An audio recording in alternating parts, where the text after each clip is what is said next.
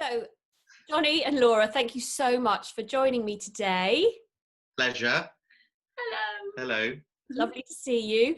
Jonathan Broadbent, Laura Moody. Johnny, we've known each other a very, very, very long time. I'd say probably about 24 years, 25 years. 5 years, yeah. And I obviously know Laura because of you. Can you both tell us who you are, what you do, how you've got there? Okie dokie. You go. Me first. I'm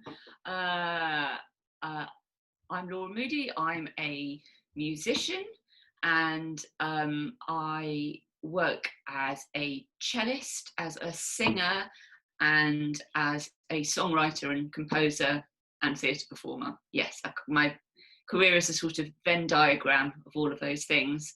So I do solo work as a singer-songwriter where I play the cello and sing. And then I also write music for theatre, and I also perform in theatre. And what else do? I do, a sort of a portfolio of things, shall we say. And then I also do session work as a cellist and you do a cabaret singer. gig? I work in cabaret. I work, over quite a lot of different, I kind of do what I do within quite a lot of different umbrellas. You arrange string work? I do. I arrange strings for film music. So quite a And in range. fact, we've sort of worked together, Laura, haven't we? When I did a project a long time ago, when your quartet, was it a quartet? Oh, yes. I was in a string quartet for 15 years, and we did a live film soundtrack for a silent film at the Art Centre that you ran. Yes. Which was one of the highlights of my career, I have to say. Ah, that's great. She has to say that. She has to, yes. Jonty? So, obviously, Gemma and I, you go back to Guildhall days, which is where we both trained at a classical conservatoire acting training. And I've been a professional actor ever since.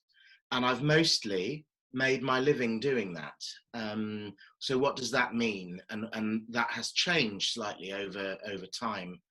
I've worked at the National Theatre, the Royal Shakespeare Company, numerous times, number one tours, small parts, days on films and small television things, radio, voiceovers, both educational side of voiceover work, so English language tapes, but also commercial adverts on the radio and TV campaigns.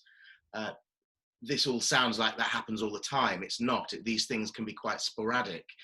But mostly it's been theatre. Go on, what? You've been in the West End. Oh, I've been in the West End, and all sorts of.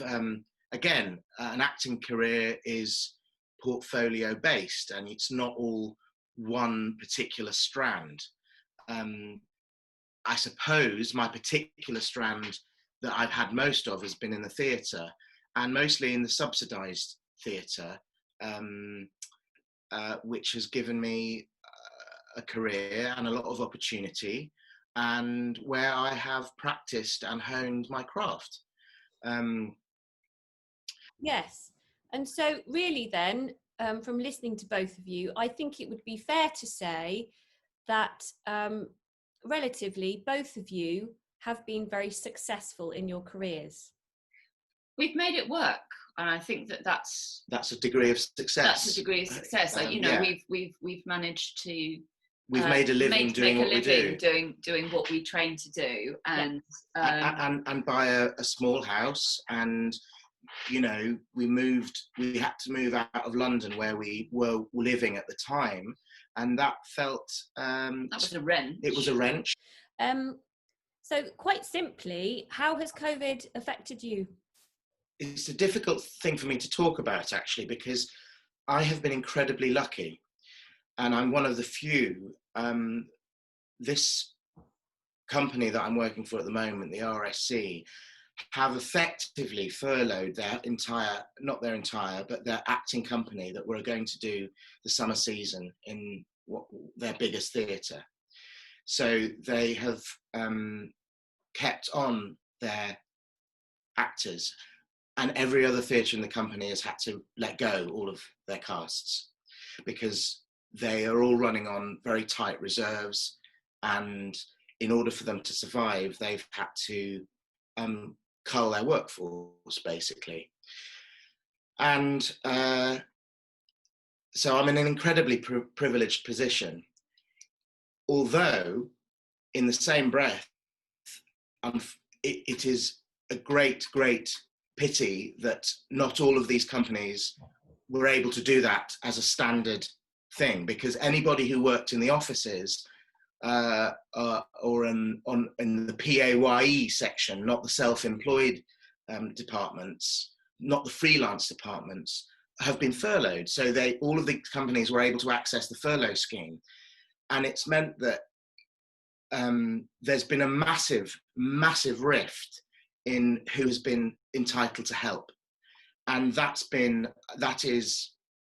it becomes a political thing ultimately, but it shows you how precariously the freelancers that contribute to the biggest part of any theatre or arts organisation, which is the putting on of the work, which brings in the revenue. These are all the departments that have been let go. Yeah. And that is, it's incredibly unfair, and it's a real crack in the system that COVID has exposed. My situation is that basically everything stopped. I was working at the beginning of the year, and then I was planning on I'd been working quite solidly for a while, and I was planning to maybe have a little bit of breathing space, but the way that my work stuff always comes in, and I had some recording planned, recording of my own music planned, and I was kind of putting things in place, and then when COVID hit, all of that got shut down. So basically, I had just a completely empty diary for the rest of my life. Actually, both of you, so Laura, you haven't been able to work at all. Johnny, you haven't been able to work at all, but you've been getting paid effectively. We've been supported, yeah. Exactly.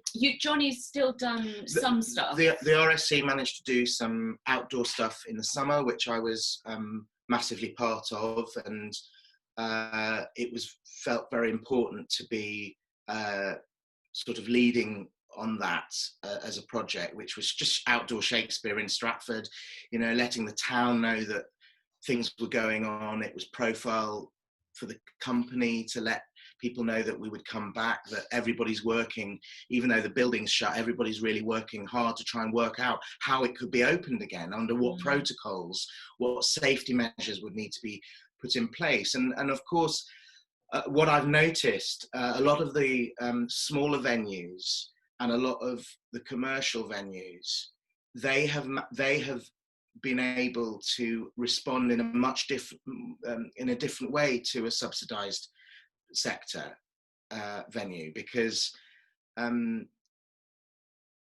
their survival is financed differently, basically. So a lot of commercial producers are saying, well, we're losing money anyway by being closed, so let's just open something, because at least there'll be some energy about that. Right.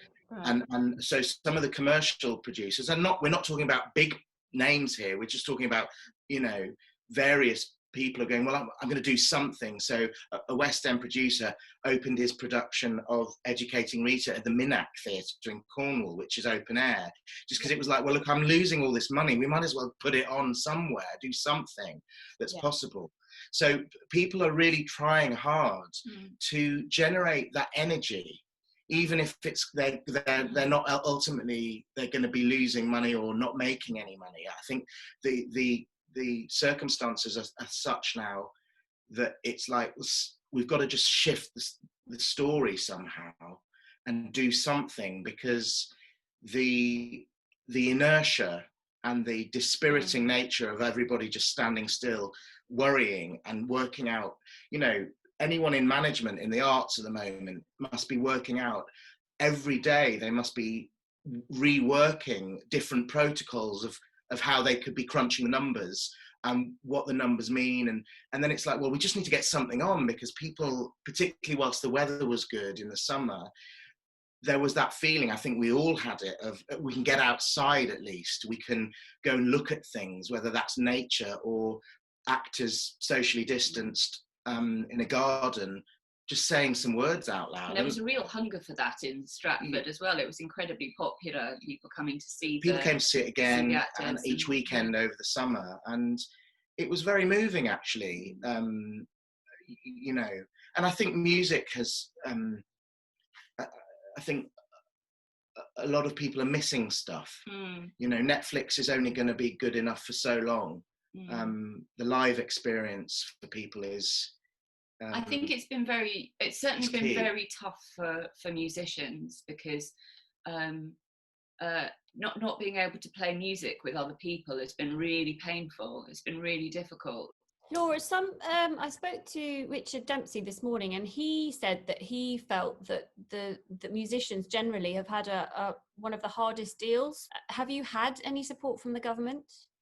I have, because I fell in the you know, I qualified for the self-employed income support, and there's a multitude of ways in which people of all ages have fallen through the gaps, depending on how long they've been self-employed, what proportion of their income has been self-employed. But I was very lucky in that I qualified. I happened to qualify. But a lot of lighting designers, choreographers, directors, they've all slipped between the cracks because of the nature of the freelance, the way your freelance career is funded. We have a friend who's the head of a department at a major theatre, and she was on a freelance contract. She holds that position, but on a freelance contract, and she had been there for less than a year, or a year? No, a year. A year. Yeah. And previously to that, she had been not self-employed. She'd been employed by one of the big conservatoires. And because of that, she didn't get furlough from the employer, and she didn't qualify for self-employed income support. And this is somebody who's at top of her game, top height of her career, top of her game, in a position revered by her sector. Yeah. No, it's been very worrying. Yeah. So we are beyond grateful to the government for the small amount of money that Ado's got. He's been able to get that self-employment money, and also the Arts Council money, of course. But I think, just going back on what you were talking about, the venues and how they're having to continuously adapt to different policies and procedures. My friend Laura, who works at the Anstice, where the job I just left, she's now managing through this ever-changing environment, and it's so time-consuming. A lot of venues can't afford to adapt. Well, it's such a precarious industry at the best of times. And, you know, all of the venues were going, well, it's fine, we'll be back up and running by Christmas, so our panto will be able to get us back onto an even keel. And then, of course, you know, we were hitting August, and it was looking unlikely that even, you know, nobody's been able to plan. And what these sorts of crises, it seems to me, do is expose the frailty of the systems. Yeah. And it's not just been in the arts. You know, the restaurant industry and the hotel industry has suffered exactly the same thing. Absolutely. And actually, I went into a cafe in the summer in Stratford, and the owner of the cafe was like, oh my God, when's the theatre going to open? Because we are nothing without the theatre. And, you know, I haven't heard anybody say that for a really long time. You know, you walk along the South Bank at Shakespeare's Globe, all of those restaurants and pubs and bars around there survive because of the Tate Modern and Shakespeare's Globe. Yeah. There's nothing else around there. No. So what's it like? What is it like down there now? Well, I haven't been, but you know, apparently the West End is dead. I mean, you know, you're seeing the odd shots of people going crazy in Soho, but all the industries are kind of going, well, what are we here for? How have you kept motivated? Johnny was actually doing a huge amount of what I'd call voluntary work, because Johnny's on the stage committee for Equity, the union, and Johnny is also his union rep for his company at the Royal Shakespeare Company. Yeah. So Johnny was doing a huge amount of stuff as a kind of liaison between the union and the company and individual actors wanting to phone, because everybody nobody really knew what was going on. So Johnny was on the phone or on Zoom a lot. And you've sort of forgotten about that he actually kind of was doing a lot of work for the industry just on a voluntary basis around that time, and we grew some vegetables. I cooked a lot of food. I think in the initial stages, it was so sort of destabilizing. It was like, what can I do? I will plan meals. I think we were also we felt extraordinarily fortunate, being out here. Really, I mean, my God, it came into its own because we have a garden here and we can walk 5-10 minutes up the road and we're in countryside. And it was an extraordinarily beautiful spring, and so those were huge consolations. And so we had a very, very different experience to our friends who live in flats in London. But I mean, we joked with other actors, but it was like, you know, well, we're quite used to being out of work, but this is something else. And I think the fear of it and the terror of it is that there's no time scale about when things might resume, and actually, and I do think things will resume. At what scale they'll resume, whether theatres will be scared to employ large casts again, and things like that will be issues that everyone has to face. But yeah, I mean, that's something that I've noticed, that a few theatres are starting to open and do live performances, but when you look at what those live performances are, they're one-man shows, or they're, you know, and yes, you can afford to put on a one-man show because it only has to pay one person, you know. I think that's yes, so that worries me hugely. And in fact, what my next question was going to be, what do you think is going to happen to our industry? I think one of the things that I've observed that is happening at the moment, and this actually does pay into the answer of the question that you've asked, is that it's been an opportunity for everybody to go, we shouldn't be doing it like we've been doing it. This has exposed the cracks of how we do it. What we've all been able to do is go, okay, whilst we've been doing nothing, is analyse what hasn't worked and what doesn't work. And what doesn't work is going to be part of the solution of when we can start again and how we can start again, I think. That actually sounds quite positive. I'm feeling quite buoyant by what you're saying there. I hope that when we come back, it won't be back to normal. So where do you see yourselves a year from now? Alcoholics. You know what? I mean, I felt like I've had to kind of just not look that far at the moment, because it's sort of impossible to say, and I found it's easier to either have a very, very short-term view or an incredibly long-term view. We just don't know about next year. The situation here is not the same throughout Europe. Elsewhere in Europe, work is being made. I think it varies hugely from country to country, but not every country has seen the sort of wholesale mothballing or shutdown of the industry that we've seen in this country. And so but then we're also talking about countries that generally have much higher public subsidy for arts. Yes, than like France, for example. France, Germany.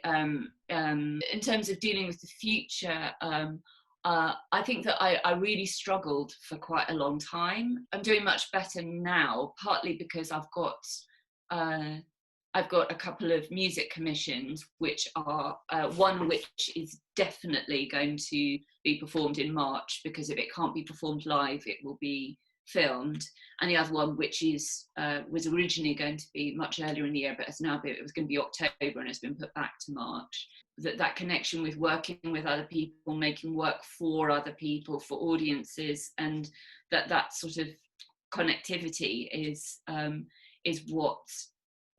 why I do the job, I think. I think there is going to be, after the Second World War, people went to see comedies. Noel Coward's plays went like that. He had huge success, and it was part of how the nation dealt with the grief of the post-war trauma of that. There is going to be a massive headache, and I don't just mean I mean a migraine from all of this. And no, I think artists know that the art is going to be the thing that saves everybody.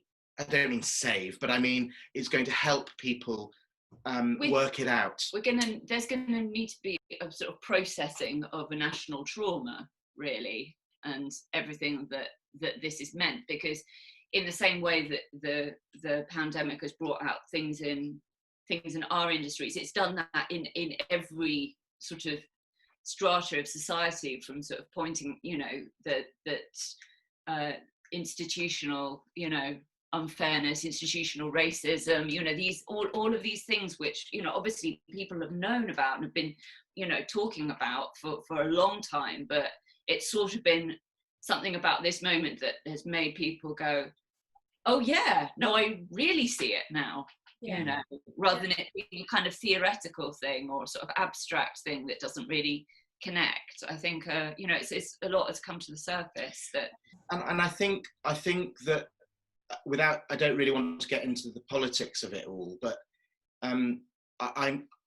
we look to leadership in these difficult times, and I don't just mean governmental. I mean in sectors of the arts as well, and the status quo. So within a freelance world, why should the buildings be getting all the money? Why should the buildings that are now closed and dormant be getting that subsidy and funding? And I'm very grateful for it, at the moment, of course I am. But it's making me question how we value and where we place value, and who we place the value on, and should that be really more on people all the time? And my answer, I think, really is yes, it should be. Okay, so I was going to ask you how you felt that the government and Arts Council, etc., how they have dealt with the situation, and what your thoughts were on that. So the Arts Council are part of a system. They're administering this bailout money, and maybe this process of people reapplying and having to really look at what it is that they do, what do they offer their community, has been very key and central to, I think, people getting the funding that they get again. And I think there is an agenda. There's always an agenda with these things, and I think the Arts Council's tacit agenda has been to do with digitalisation and moving things into a digital age, and and I work in an industry which is really the oldest form of entertainment in the book. It's somebody telling a story, and there's nothing digital about that, and that will always exist in some form. So I'm sort of not worried about theatre long term. I really am not. The revenue that it brings to the Treasury speaks for itself, as is the case with the music industry. But it's how these organisations are really going to need to speak to the communities that have been damaged by Brexit, by 10 years of austerity and all of this. You know, you know it from your community and your hopes of what the Anstis would have been and could be and could still be. And it's really, how is that shared fairly? And then who are the people that then choose how that money is spent? Yes. And that's what I mean about leadership. Mostly, I'm sure those people are very good that make those decisions, but we have a responsibility to question those choices, I think. I think that there's always a frustration for people working in the arts when it comes to how the value of it is recognised. But I think that there's always been a squeamishness about talking about the value it brings to people's lives in other ways, or a kind of blindness to the ecosystem of it, not connecting the fact that maybe a production like Warhorse started out as in a workshop with people running around with cardboard boxes on their heads, and that had to be funded. I think that there's a sort of blindness to that sort of thinking that the big West End shows live in a different planet to the small touring productions, or live in a different what people maybe consume on Netflix, that the actors that they love seeing, that they cut their teeth, you know, doing in Stratford or at the Orange Tree, or touring with Odd Socks, you know. There's a lot of people making great work, but at great personal cost, by the skin of their teeth. And a huge number of people doing basically self-exploitation. So it's like, yes, I can get my show on, but I'm going to have to work all of this time. I will work all of this time unpaid. And, you know, I'll get paid for this little bit of it, but all of this administrative stuff that I'm going to have to do, I'm going to work unpaid in order to have the opportunity, in order to be able to actually bring this piece of work out and for it cut. And there's just vast amounts of that in the arts. And the problem with that, the inconsistency of that, and the different values that artists have in relation to what they will do for what money, I think causes a massive problem, because it means that some people are doing work because they just want to work and because they're passionate about it, but they're doing it for nothing, which unfortunately enables people to then have that opinion that they can ask people to do it for nothing. Yeah. You know, and so it is very, and there's no other industry like that, is there? You know, you wouldn't ask a plumber to put a boiler in for nothing, would you? No. A wonderful theatre company that I've done a decade of fantastic work, and who I've written music for, have just folded, and they've decided that they can't go on. And I thought I've thought a lot about something they said in their statement about why they were closing, and it was that they would never couldn't conceive of exploiting other workers to the extent that they have themselves been exploited. They have had to exploit themselves just in order to make work. What has made you the saddest about this current situation? For me, just off the bat, it's the graduates at the moment. I feel sorry for that generation who are coming in and who are going to be hit quite hard by opportunities in the first instance. Are we talking about what makes us saddest specifically in terms of the impact on the arts? No, I think the thing that made me saddest was the medical workers who didn't have the PPE and who died of COVID. I think that, you know, there's, you know, some of the nurses who had kids. Sorry, it's really sad. It's horrific. You know, people who were, you know, giving their absolute all, and who who didn't get the protection that they should have done, or the exposure at the point when not enough was known about the disease and its transmission. I mean, I think that's just the most heartbreaking thing. I feel sad for for people whose parents have died in care homes. That is alone is no way to die. Which brings me to the question: how do you feel the government's fared? Yeah, I don't think they've handled it very well. I'm pretty angry about it. I'm staggered by how poor they've been. Absolutely staggered. Yeah. Okay. My final question is, what would you like your legacy to be? Oh, blimey. A musician once said to me, a career is something that you look back on rather than that you plan for. And to be honest, I've ended up doing stuff that I might not have expected. And so maybe that's what I hope for in the next 30 years, is some good things that I didn't expect. Yeah. That's an excellent answer. I want a blue plaque.